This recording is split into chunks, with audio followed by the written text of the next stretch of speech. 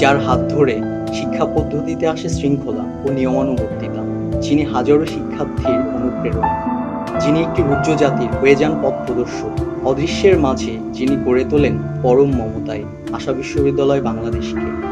তার নাম প্রফেসর মোহাম্মদ মঈনুদ্দিন খান।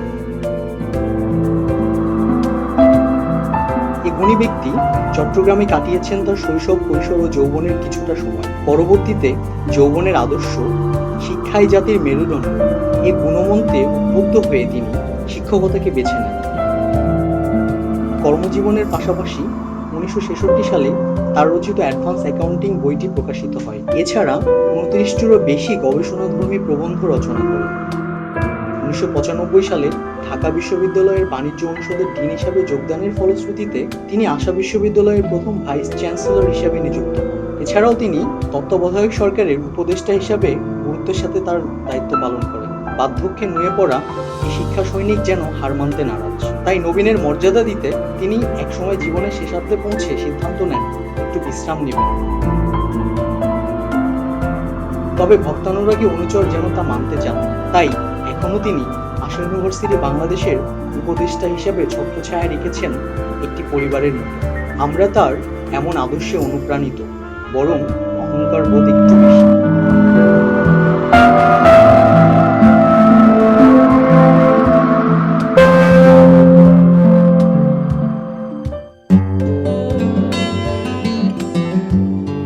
প্রকৃতি যার শিক্ষক, প্রকৃতির আদলে যার বড় হওয়া, যিনি সমগ্র বাংলাদেশ ঘুরেছেন স্বশিক্ষায় শিক্ষিত হতে, যার হাত দিয়ে গড়ে উঠেছে অনেক আদর্শের ব্যক্তিত্ব, তিনি ডক্টর ইকবাল হোসেন।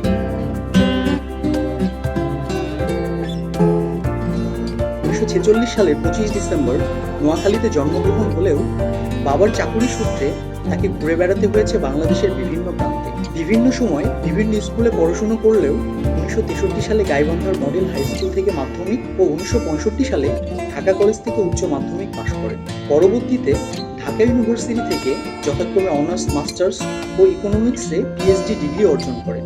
তিনি ইকোনোমেট্রিক্সে 1989 সালে লন্ডনের ওয়াই কলেজ থেকে পোস্ট ডক্টরাল রিসার্চ শেষ করেন। কর্মজীবনের শুরুতে তিনি পূর্ব বাংলার প্ল্যানিং ডিপার্টমেন্ট, বর্তমানে প্ল্যানিং কমিশনে চাকরি শুরু করেন। তারপর বিভিন্ন সময়ে বিভিন্ন শিক্ষা প্রতিষ্ঠানে শিক্ষাদান শেষে তিনি তার ভালো লাগা থেকে বেছে নেন আশা বিশ্ববিদ্যালয়।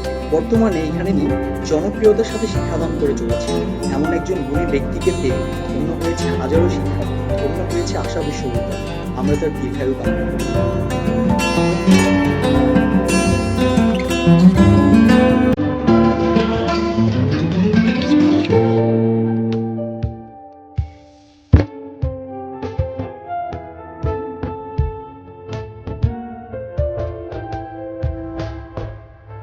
ফাইন্যান্স শব্দটির সাথে পরিচিত নয় এমন শিক্ষার্থী খুঁজে পাওয়া যাবে না। তার একটি কারণ, ফাইন্যান্স বিষয়টি নাকি অনেক জটিল।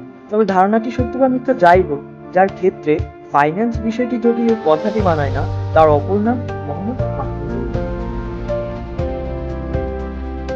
যার জন্ম বগুড়া জেলার 1981 সালের 19 সেপ্টেম্বর। বগুড়া ক্যান্টনমেন্ট কলেজ থেকে সাফল্যের সাথে মাধ্যমিক এবং উচ্চ মাধ্যমিক পাশ করার পর তিনি ইন্ডিয়া গভর্নমেন্ট স্কলারশিপ পেয়ে ভর্তি হন ব্যাঙ্গালোর ইউনিভার্সিটির ব্যাচেলর অফ বিজনেস ম্যানেজমেন্ট। স্নাতক ডিগ্রি অর্জনের পর প্রথমে কিছুদিন তিনি এইচএসবিসি ব্যাংকে চাকরিরত ছিলেন। পরবর্তীতে এআরবি থেকে তিনি স্নাতকোত্তর ডিগ্রি অর্জন করেন ডাবল গোল্ড মেডেল নিয়ে। উত্তরা ইউনিভার্সিটিতে কিছুদিন শিক্ষকতা শুরু করার পর 2008 সালে তিনি বেছে নেন আশা বিশ্ববিদ্যালয়কে তার কর্মস্থল হিসেবে।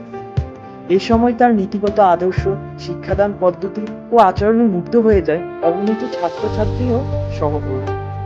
তিনি মূলত ফাইন্যান্সের ওস্তাদ হিসেবে সমকর্মী ও শিক্ষার্থীদের কাছে আখ্যায়িত হলেও সংস্কৃতময় মানুষটি শুধু ফাইন্যান্স বিভাগেই না, তিনি আদর্শ সমগ্র আশা বিশ্ববিদ্যালয়ের ছাত্রছাত্রীদের কাছে।